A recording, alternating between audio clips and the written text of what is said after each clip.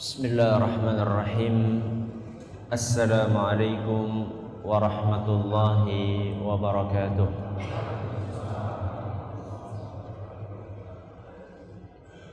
Alhamdulillahi rabbil alamin. Wa bihi nasta'inu ala umuri dunya waddin. Wa sallallahu ala nabiyyina Muhammadin wa ala alihi wa sahbihi ajma'in. Amma ba'd. Kita panjatkan puja dan puji syukur kehadirat Allah Tabaraka wa Ta'ala pada kesempatan malam yang berbahagia kali ini. Kita kembali diberi kekuatan, kesehatan, hidayah serta taufik dari Allah Jalla wa Ala, sehingga kita bisa kembali menghadiri pengajian rutin tafsir kita ini di Masjid Agung Darussalam Purbalingga. Kita berharap semoga Allah Tabaraka wa Ta'ala berkenan untuk melimpahkan kepada kita semuanya ilmu yang bermanfaat, sehingga bisa kita amalkan sebagai bekal untuk menghadap kepada Allah Jalla wa Ala. Amin ya Rabbal Alamin. Salam dan salam semoga senantiasa tercurahkan kepada junjungan kita Nabi besar Muhammad sallallahu alaihi wasallam, kepada para sahabatnya, keluarganya dan umatnya yang setia mengikuti tuntunannya hingga di akhir nanti.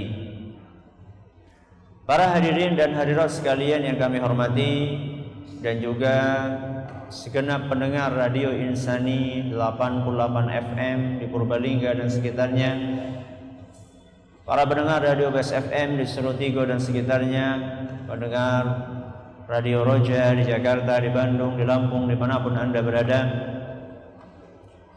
dan juga para pendengar radio-radio dakwah yang lainnya, serta para pemirsa Yufi TV yang semoga senantiasa dirahmati oleh Allah Azza wa Jalla. Setelah kita membahas muqaddimah, pendahuluan tentang beberapa hal penting seputar tafsir surat Al-Alaq, pada kesempatan kali ini insyaallah kita akan memasuki inti pembahasan kita, yaitu tafsir surat Al-Alaq, yang seperti biasanya akan kita awali dengan tafsir secara global, alias kandungan umum yang ada di dalam surat Al-Alaq. Surat Al-Alaq itu pembahasannya apa saja? Secara garis besar, kandungan yang ada di dalam surat Al-Alaq secara garis besar sekurang-kurangnya ada 5. Ada berapa? Ada 5 kandungan. Kita akan jelaskan secara global. Adapun rinciannya ayat per ayat, insyaallah kita akan awali dari pertemuan yang akan datang dengan izin Allah Azza wa Jalla. Pembahasan yang pertama, kandungan pertama yang ada di dalam surat Al-Alaq adalah penjelasan tentang keagungan Allah di dalam menciptakan manusia. Ini kandungan yang pertama. Isi surat Al-Alaq, pembahasan pertama adalah keagungan Allah di dalam menciptakan manusia. Ini kira-kira ada di dalam ayat yang keberapa?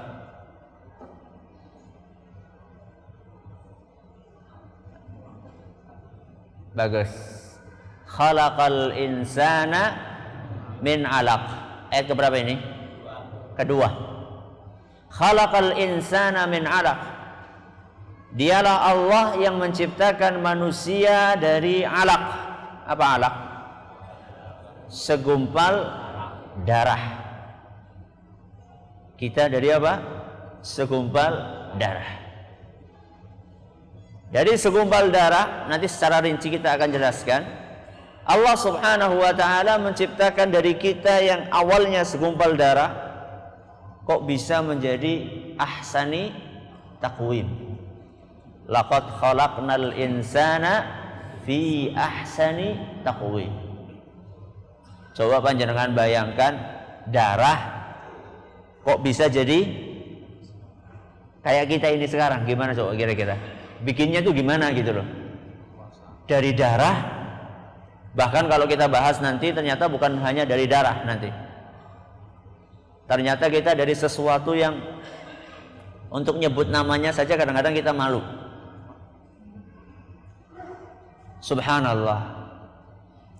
Apa fungsinya kita mengetahui asal muasal penciptaan kita? Apa tidak cukup kita ngelihat sekarang saja kita ini sudah punya dua mata, punya telinga, punya mulut, punya tangan, punya kaki, punya hati dan seterusnya. Apa tidak cukup Ustaz kita mengetahui sekarang saja kondisi kita? Kenapa kita perlu mengetahui asal muasalnya? Penting sekali. Amat sangat penting seorang manusia mengetahui asal muasal penciptaannya. Kenapa? Pertama, supaya enggak sombong. Supaya enggak sombong. Bahwa secantik-cantiknya Anda, seganteng-gantengnya Anda, sekaya-kayanya Anda, setinggi-tingginya jabatan Anda itu asal muasalnya dari sesuatu yang hina. Ketika kita mengingat asal muasal ciptaan Allah Subhanahu wa taala, asal muasal diciptakannya kita, maka perasaan sombong itu diharapkan akan turun. Yang kedua, manfaatnya adalah untuk mengetahui keagungan Allah Azza wa Jalla. Bagaimana Allah Subhanahu wa taala menciptakan kita dari sesuatu yang sangat hina bisa menjadi penguasa dunia. Sekarang yang menguasai dunia siapa? Manusia. Ya. Manusia yang menciptakan dunia.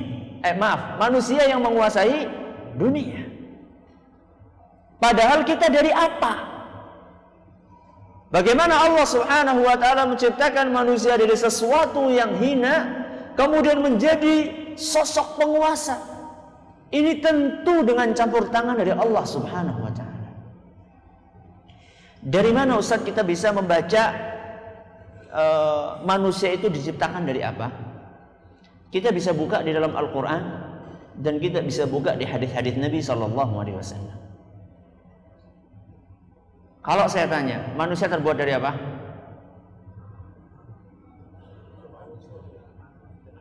Tanah. Ada yang lain?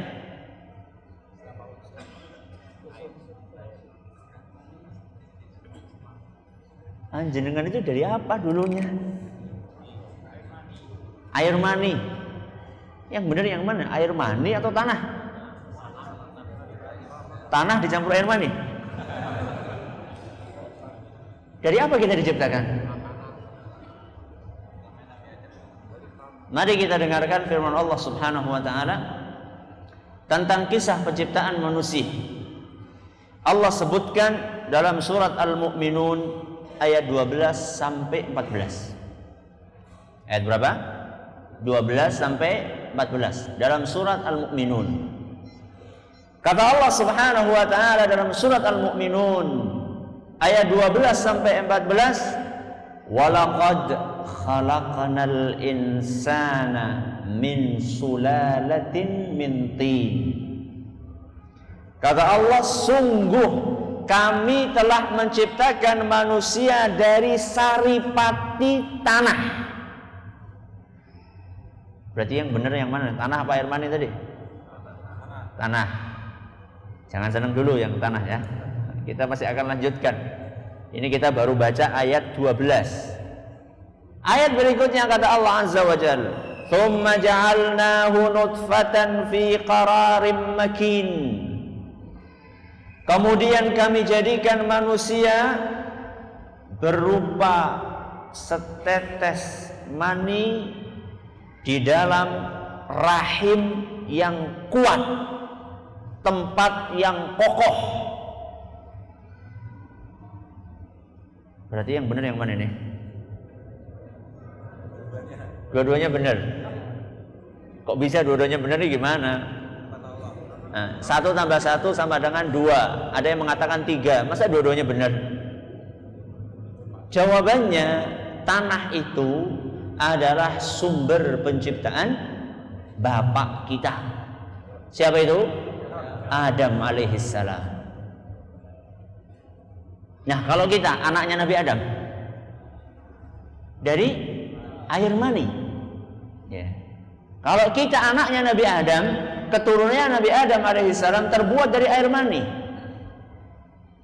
Sedangkan Nabi Adam alaihissalam terbuat dari tanah, saripatinya tanah.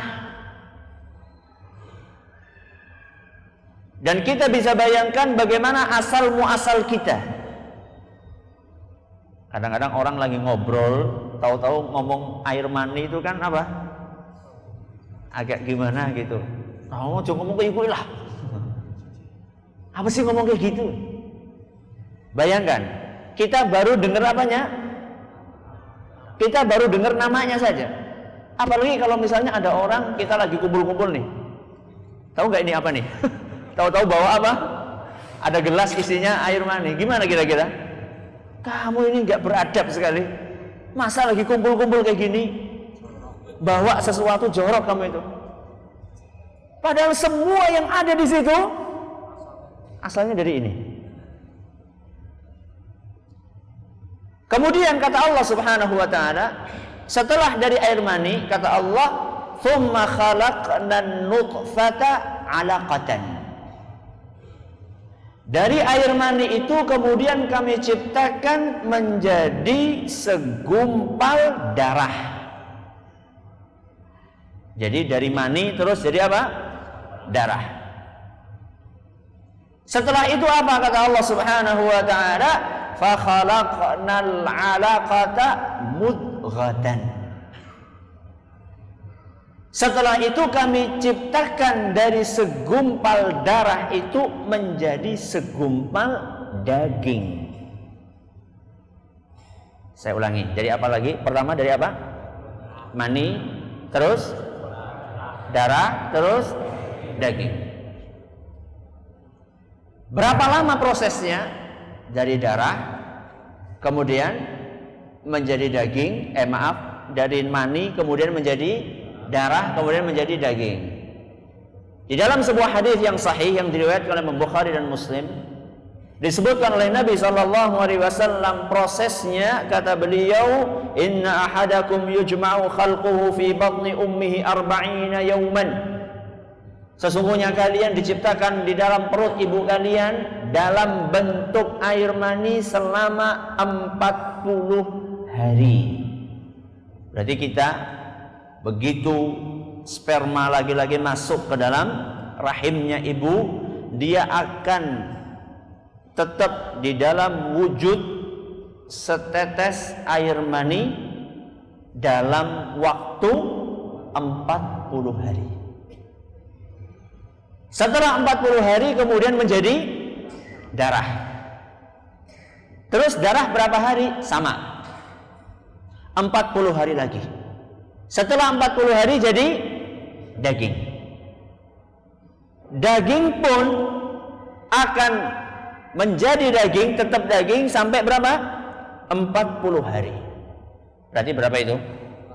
120 hari. Alias 4 bulan. Setelah 4 bulan itu baru Allah Subhanahu wa taala tiupkan nyawa buat kita. Oleh karena itu kata para ulama fikih, ini intermezzo, kata para ulama fikih, kalau ada bayi keguguran, kalau ada ibu keguguran dan usianya masih di bawah 4 bulan, tidak ada konsekuensi mengubur seperti halnya jenazah. Maksudnya dikubur biasa, nggak perlu nggak perlu dikafani, nggak perlu dimandikan, nggak perlu disolati, kira-kira seperti itu. Ya seperti kalau misalnya kita punya sesuatu yang tidak baik, kita kubur gitu saja. Tapi kalau sudah 40 tahun, kalau sudah 4 bulan, kalau sudah 4 bulan ke sana, berarti sudah ada apanya? Nyawanya. Kalau sudah ada nyawanya, berarti diperlakukan seperti manusia. Disolati, dimandikan, dikafani, disolati, dimakamkan, bahkan kata para ulama kalau bisa diakikahi dan dikasih nama. Kalau bisa diakikahi dan dikasih nama, kalau bisa. Nah, kata Allah Subhanahu wa taala, setelah manusia diciptakan dalam bentuk segumpal daging, kelanjutannya apa? Fa khalaqnal mudghata 'idhama. Setelah 120 hari itu kemudian mulai Allah Subhanahu wa taala menciptakan di dalam segumpal daging tersebut tulang-tulang.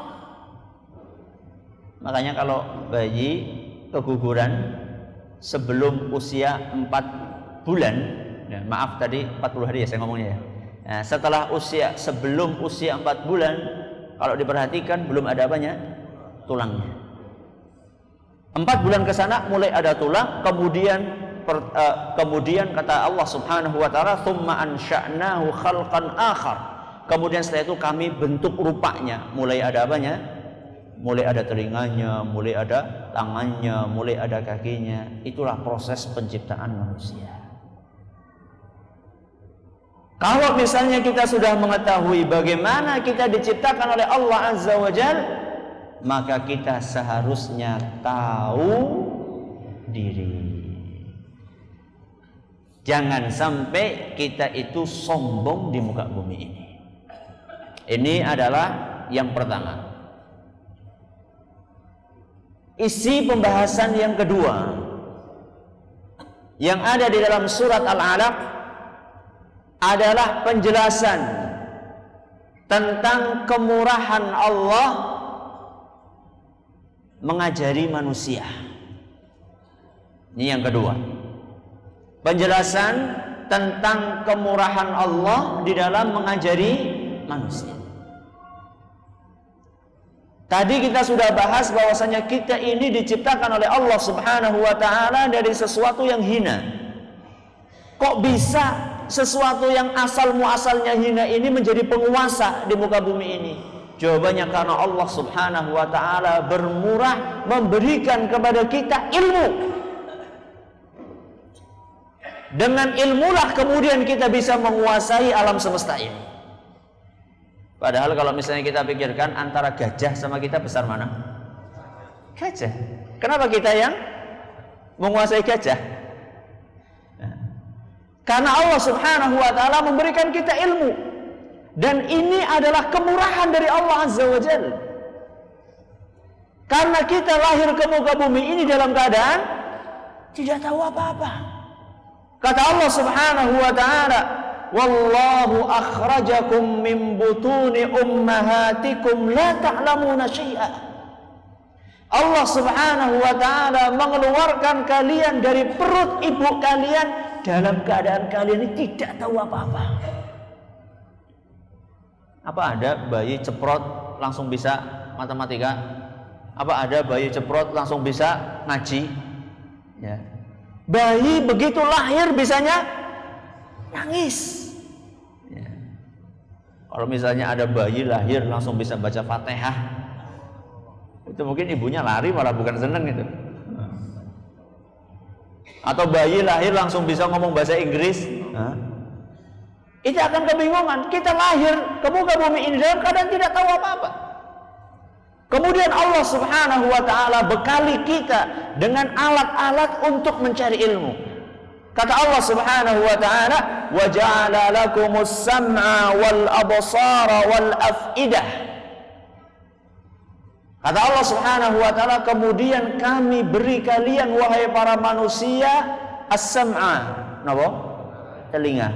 Wal absara, dan penglihatan, wal af'idah, dan hati. Ini Allah sebutkan dalam Al-Quran surat An-Nahl ayat 78. Jadi manusia subhanallah dengan kemurahannya Allah Subhanahu wa taala beri kita ilmu. Kalau bukan karena Allah, maka kita tidak mungkin punya ilmu. Bahkan sampai malaikat saja mereka mengakui ilmunya siapa? Manusia.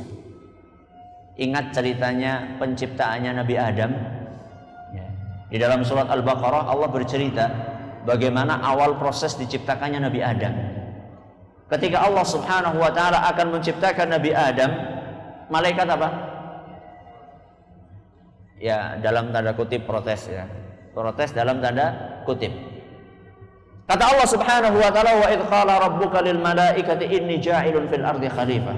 Ingatlah ketika Allah Subhanahu wa taala berfirman, "Sungguh kami akan menciptakan di muka bumi ini seorang khalifah, yakni manusia." Apa kata para malaikat? Qalu ataj'alu fiha may yufsidu fiha wa yasfiku dima. Wahai Rabbi, apakah engkau akan menciptakan di muka bumi ini sosok-sosok yang suka untuk membuat kerusakan di atasnya dan menumpahkan darah? Prediksinya malaikat benar nggak? Benar nggak? Benar. Benar sekali apa yang diprediksikan oleh para malaikat. Kemudian kata para malaikat, "Wa nahnu nusabbihu bihamdika wa nuqaddisu lak." Sedangkan kami ya Allah selalu bertasbih. Kami selalu mensucikan Engkau wahai Rabbi. Alias antara kami sama manusia ini, kami kan ibadah terus ya Allah. Masa butuh menciptakan apa? Manusia di muka bumi ini. Maka kata Allah Subhanahu wa taala, "Qala inni a'lamu ma la ta'lamun." Aku ini kata Allah lebih paham dibandingkan kalian.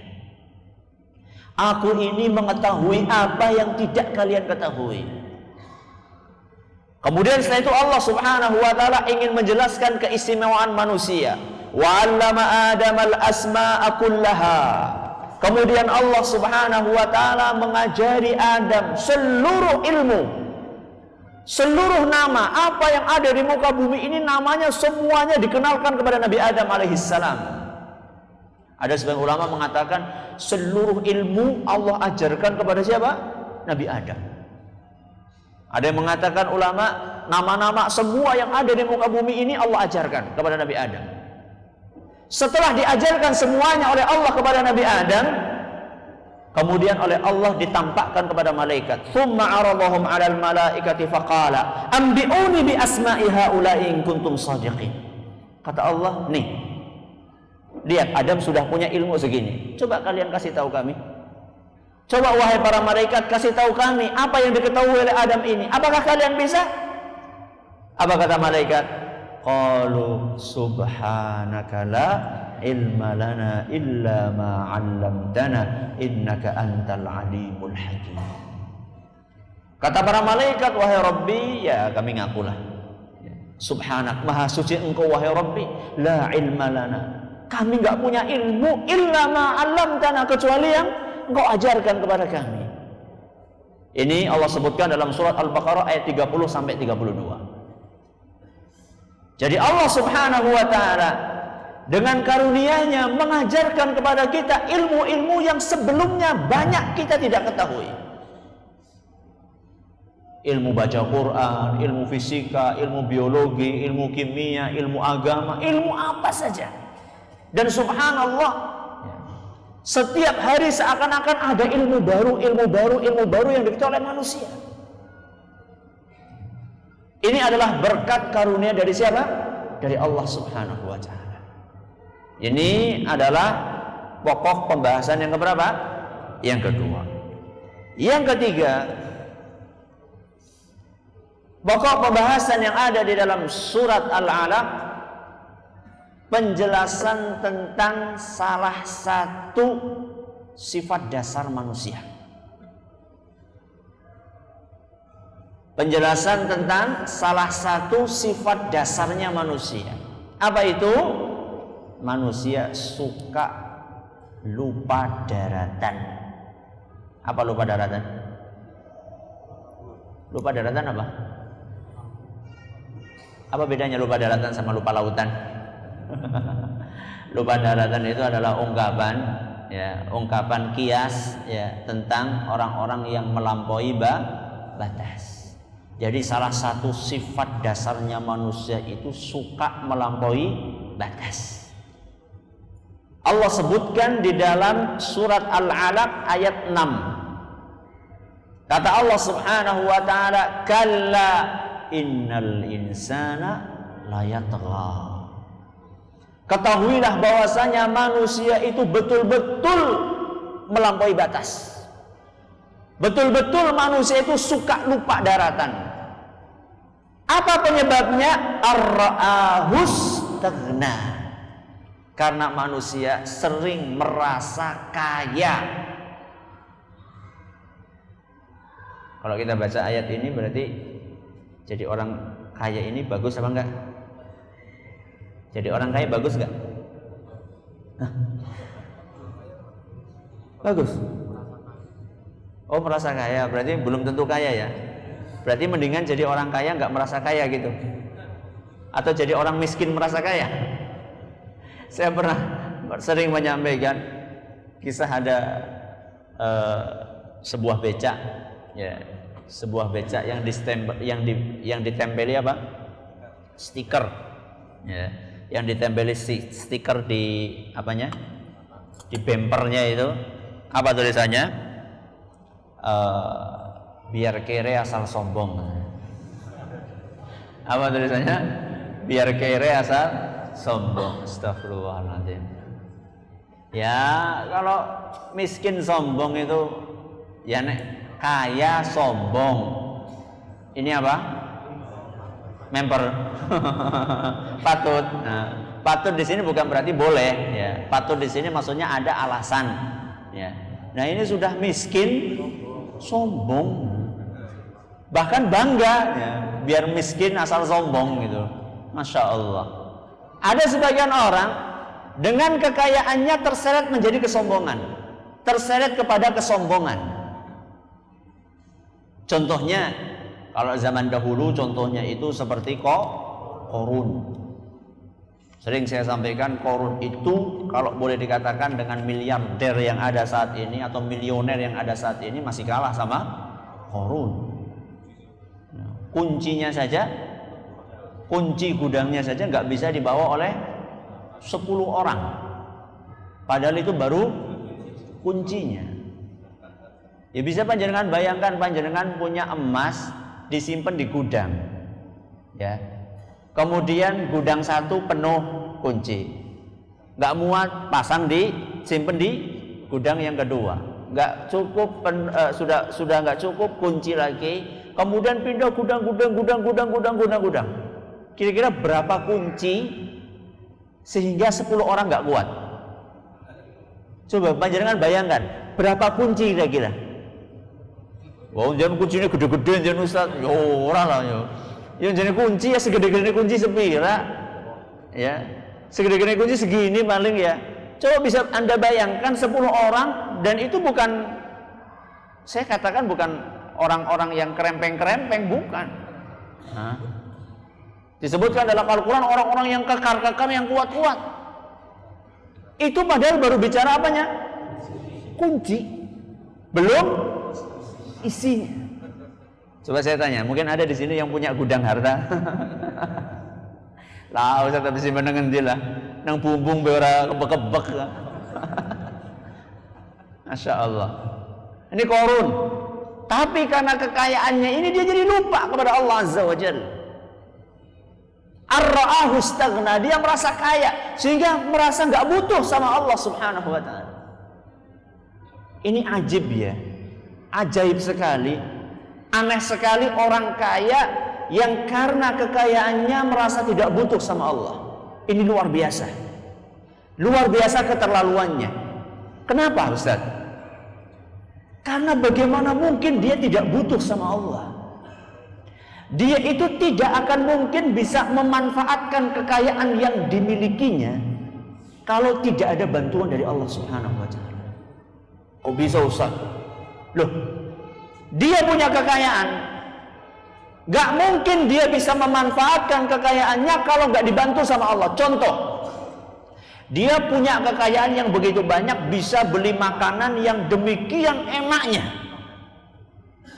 Akan tetapi kalau Allah tidak berkehendak, bisa nggak dia menikmati makanan tersebut? Kenapa? Sakit. Karena apa? Sakit. Betapa banyak orang-orang yang kaya raya, makanannya cuma nggak boleh macam-macam. Mau makan daging, kolesterol. Mau makan yang manis-manis, apa? Gula.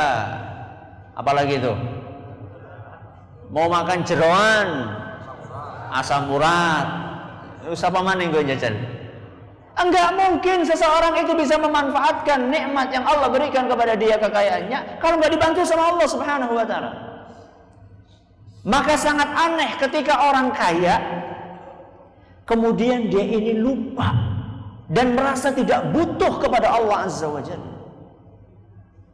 Kalla innal insana la yatgha.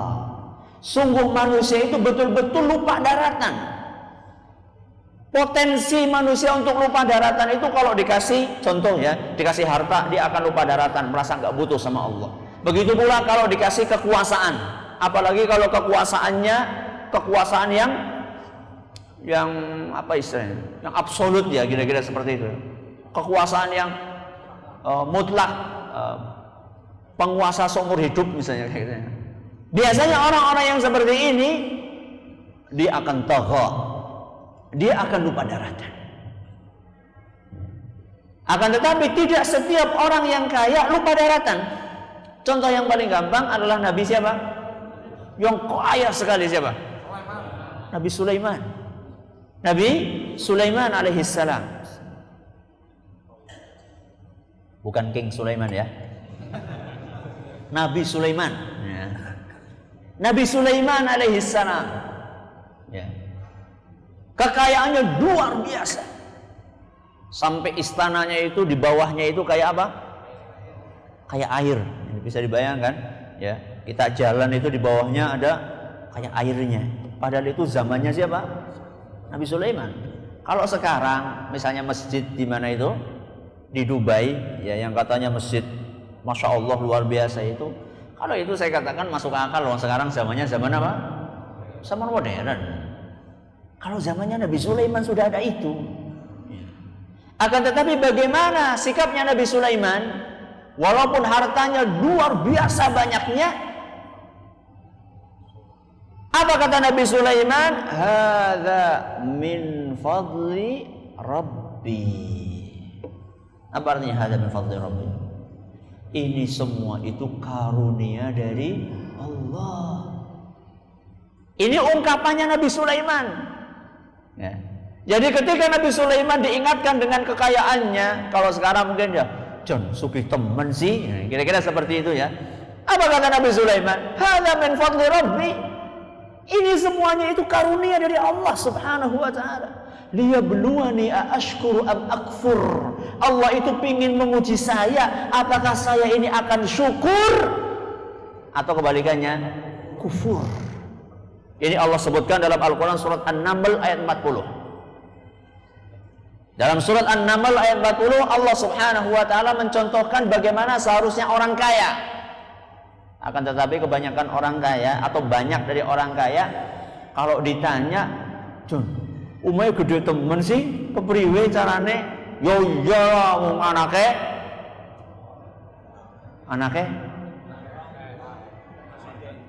bose masa. Nah, ya iyalah. Nah, wong saya ini sarjana ekonomi, masa nggak kaya? Jadi banyak di antara manusia ketika mendapatkan kenikmatan dari Allah Subhanahu wa Ta'ala seperti apa yang disebutkan oleh Allah Azza wa Jalla. Kalla innal insana la yatgha. Dan ini sifat dasarnya manusia, kecuali orang-orang yang dirahmati oleh Allah Subhanahu wa Ta'ala. Ini yang keberapa ini? Ini yang ketiga. Yang keempat, di antara isi pembahasan dari surat Al-Alaq penjelasan tentang salah satu kebiasaan orang kafir. Penjelasan tentang salah satu kebiasaan orang kafir. Apa itu? Suka menghalangi kaum mukminin untuk beribadah. Apa kebiasaan orang kafir? Suka menghalangi kaum mukminin untuk beribadah. Ini dari mana kita ambil kesimpulannya, Ustaz? Dari firman Allah ayat yang ke-9. Surat Al-Alaq ayat yang ke berapa? 9. Ada yang hafal? Bagus. Ara'aital ladzi yanha 'abdan idza shalla. Bagaimana pendapatmu tentang orang yang melarang 'abdan idza shalla, seorang hamba yang akan salat atau yang sedang salat? Ini ayat ini asbab nuzulnya adalah kisahnya Abu Jahal. Kisahnya siapa? Abu Jahal. Yang Nabi sebutkan dalam sebuah hadis riwayat Muslim. Diceritakan pada suatu hari Abu Jahal mengatakan, "Hal yu'affiru Muhammadun wajhahu baina adhurikum?" Apakah Muhammad kembali meletakkan kepalanya di atas tanah di hadapan kalian? Kalau bahasa kita sekarang, apa kembali dia itu jengking-jengking di hadapan kalian, itu bahasa kita kira-kira. Jadi saking bencinya Abu Jahal melihat Nabi kita SAW apa? Sholat. Bisa dibayangkan orang sholat kok malah digitukan sama siapa? Sama Abu Jahal. Faqila na'am, iya wahai Abu Jahal, kami melihat Muhammad kembali dia ini sujud, ya, meletakkan kepalanya di tanah. Begitu mendengar laporan dari bawahannya, maka Abu Jahal mengatakan, "Wallati wal Uzza." Apa artinya Wallati wal Uzza? Demi Lata dan Uzza. Ini sumpahnya orang musyrikin. Kalau kita demi Allah. Kata Abu Jahal, demi Lata dan Uzza, la in ra'aituhu yaf'alu dzalika la ata'anna 'ala raqabatihi aw law 'affiranna wajhahu fit turab. Demi Lata dan Uzza, kalau aku sampai melihat Muhammad kembali melakukan hal yang serupa, saya akan injak kepalanya, kata dia. Siapa yang ngomong ini? Abu Jahal. Memper ya. Yang ngomong siapa? Abu Jahal. Atau kata dia, saya akan injak kepalanya, atau akan saya benamkan mukanya itu di pasir. Dia sudah sumpah. Setelah sumpah, ternyata dia pergi ke sekeliling Ka'bah. Dia melihat Nabi kita sallallahu alaihi wasallam benar-benar sedang sujud. Apa yang akan dilakukan oleh Abu Jahal? Orang-orang di belakang sudah nunggu, penasaran. Kira-kira Abu Jahal wani temenan apa orang? Kira-kira berani atau tidak menunaikan sumpahnya tadi? Orang-orang sudah menunggu semuanya di situ. Apa yang terjadi? Fa'ata Rasulullah sallallahu alaihi wasallam wa huwa yusalli. Dia mendekati Nabi kita Muhammad sallallahu alaihi wasallam saat Nabi sedang sholat. Kemudian fama faji'ahum minhu illa wa huwa yanqisu ala aqibaihi wa yattaqi bi yadayhi. Begitu dia semakin mendekat, tiba-tiba dia mundur ke belakang sambil menutupi mukanya dengan kedua tangannya. Silo apa? Jadi begitu dia mendekat, ketika sudah akan menginjaknya, tahu-tahu dia apa? Mundur. Sambil menutupi kedua mukanya dengan kedua tangannya. Menutupi mukanya dengan kedua tangannya. Sudah akhirnya dia mundur kan, nggak berani. Sedangkan di belakang sudah pada menunggu momen, ya, menunggu momen kejadian tersebut. Maka mereka pun bertanya, malah kan? Ada apa ente? Ente barusan katanya sudah bersumpah pengen nginjak, ente sudah di depannya malah mundur. Dan Nabi kita Muhammad SAW tetap dalam sujudnya. Beliau SAW tidak mengeluarkan pedang, juga tidak memanggil pasukan. Nabi SAW sujud biasa. Kenapa ente mundur? Maka Abu Jahal mengatakan, inna baini wa bainahu la khandaqan min narin wa hulan wa ajnihatan. Sungguh, ketika saya sudah dekat di hadapannya Muhammad, tiba-tiba di hadapan saya ini ada parit yang di dalamnya api berkobar dengan begitu besar, yang sangat mengerikan, dan saya melihat ada sayap-sayap besar di situ. Siapa kira-kira? Sayap ini punya siapa? Malaikat. Jadi Nabi kita SAW dilindungi oleh Allah Subhanahu wa Ta'ala. Terus setelah itu Nabi cerita. Kata Nabi sallallahu alaihi wasallam, laudana minni. Kalau sampai tadi Abu Jahal nekat, ya, sudah melihat apa tadi? Sudah melihat api yang demikian besarnya, melihat sayap-sayap. Kalau tadi kata Nabi kita SAW, kalau tadi sampai Abu Jahal nekat tetap mendekat dan pengen menginjakkan atau pengen mengangkat kakinya untuk menginjak kepadaku, lahtatafatul malaikatu udwan. Kalau sampai dia nekat tadi, niscaya malaikat mencabuti anggota tubuhnya satu-satu. Jadi satu-satu itu tangannya dicabut. Ya nggak tahu jentiknya di sini apa, saya nggak tahu. Hadis riwayat Muslim. Kemudian Allah Subhanahu wa Ta'ala menurunkan firman-Nya, ara'aital ladzi yanha 'abdan idza shalla. Lihatlah bagaimana ada seorang yang melarang seorang hamba yang sedang sholat. Dan memang kenyataannya di zaman kita ini banyak orang melakukan kebaikan malah dihalang-halangi, sedangkan yang buruk-buruk malah dibudayakan. Yang halal dihalangi, yang haram dilegalkan. Apa contohnya? Apa contohnya, Jajal? Yang halal dihalang-halangi, yang haram malah dilegalkan. Contohnya apa? Contohnya poligami sama prostitusi. Apa contohnya? Poligami sama prostitusi.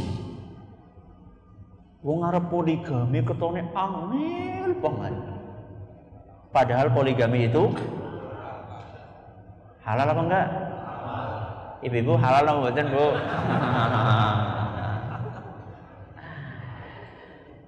Lah, Ustaznya ngomong poligami, Ustaznya berurung poligami. Saya kan belum. Loh, kenapa Ustaz belum? Belum mampu. Ya. Kalau sudah mampu, ya lain cerita. Ya. Enggak takut Ustaz ditinggal jamaahnya, Ustaz. Ya, niatnya lillahi ta'ala. Ya. Kalau niatnya lillahi ta'ala. Tapi kalau saya pribadi merasa belum mampu. Ya. Saya juga nggak setuju dengan orang-orang yang poligami modalnya modal bonek, bondo, nekat. Saya juga nggak setuju, ya. Makanya saya merasa, wah, saya belum mampu kok, belum mampu dari sisi materi, belum mampu dari sisi ilmu, belum mampu dari sisi psikologis, ya. Saya merasa belum mampu. Kalau yang sudah mampu, monggo. Ustaz, masa jamaah nyalip ustadz? Ya nggak apa-apa. Nggak ada larangan kok. Ya. Jadi kalau misalnya ada di antara jamaah sekalian merasa sudah cukup ilmunya, sudah cukup materinya, sudah cukup psikologisnya, kekuatan mentalnya, monggo, nggak apa-apa. Yang ingin saya katakan di sini adalah bagaimana sesuatu yang halal dihalang-halangi, sedangkan yang haram dilegalkan.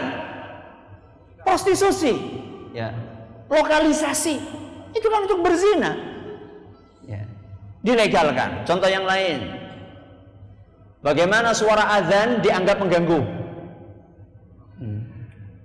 Sekitar beberapa bulan atau beberapa tahun yang lalu terdengar isu-isu bahwa suara azan ini harus diseragamkan, ini ganggu ini. Berbagi kuping. Oh, berbagi kuping azan ya. Terus kalau misalnya ada musik keras-keras itu enggak berbagi gitu ya. Contoh yang lain, sesuatu yang baik dihalang-halangi. Contoh yang lain apa? Wanita muslimah pengen menutup aurat dengan sempurna, dicurigai. Gue milih aliran apa gue?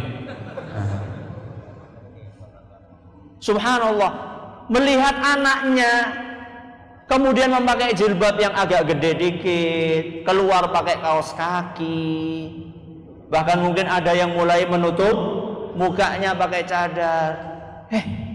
Jangan nganahi lah. Terus kalau keluar rumah pakai baju, nuwun sewu nggih. Nuwun sewu nggih. Pakai baju suku primitif. Coba sekarang saya tanya, orang sekarang kan mengatakan kalau pakai rok mini, pakai tank top itu kan katanya modern ya, katanya modern ya, iya. Padahal sebenarnya yang pakai baju kayak gitu kan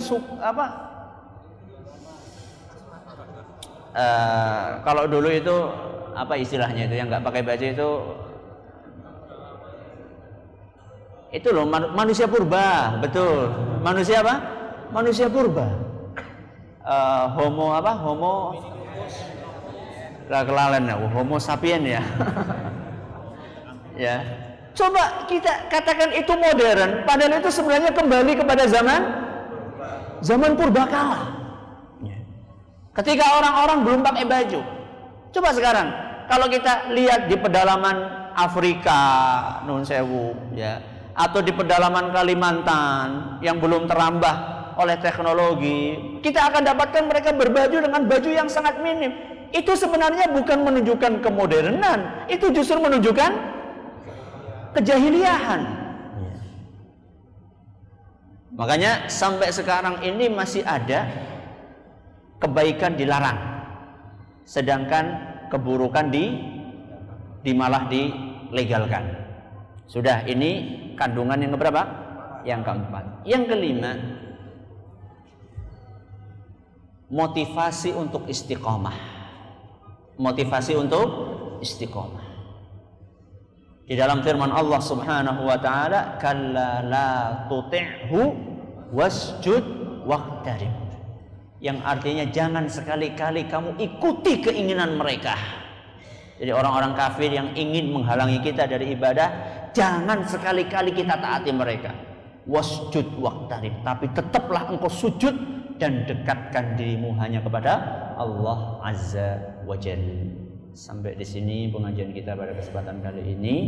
Semoga bermanfaat dan mohon maaf nanti ba'da Isya karena satu dan lain hal tidak ada tanya jawab. Ya, mungkin itu yang dapat kami sampaikan. Terima kasih atas perhatiannya. Mohon maaf atas segala kurangnya. Kita tutup dengan membaca Subhanakallahumma wa bihamdika asyhadu an la ilaha illa anta astaghfiruka wa atubu ilaik. Wassalamualaikum warahmatullahi wabarakatuh.